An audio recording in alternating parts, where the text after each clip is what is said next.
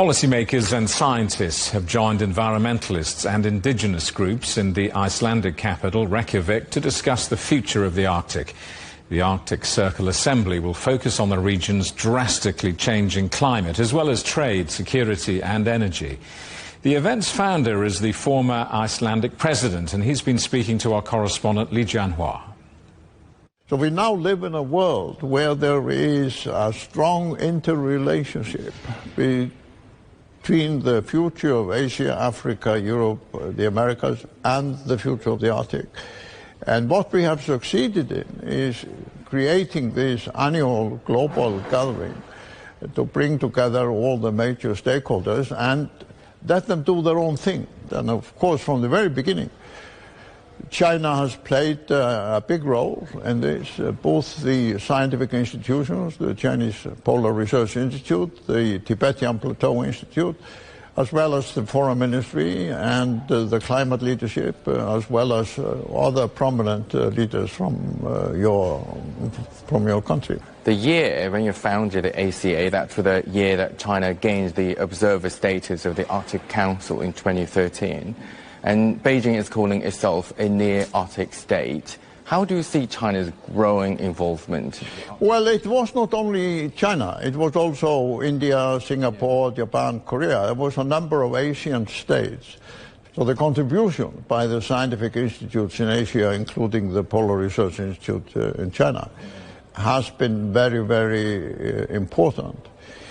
The problem is that after the war in Ukraine, and the isolation of Russia from Western Europe and the United States, the Arctic Council, the intergovernmental body, is just limping along.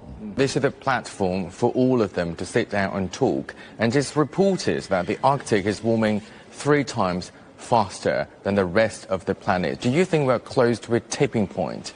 Yes, we are close to the tipping point, definitely, because if you take Greenland, which is our neighbor, the huge ice sheet in Greenland, Greenland is the largest island in the world, mostly covered by ice, is already melting big time. And if only a quarter of the Greenland ice sheet melts, it will lead to 2 meters rise in sea level everywhere in the world. With the rapid development of artificial intelligence, we need a lot of renewable energy, all energy, to power those data centers. Do you think it will make this more difficult or rather more complicated? Well, that is a very important question, because unfortunately this growing discussion about artificial intelligence almost always leaves out the question of the energy.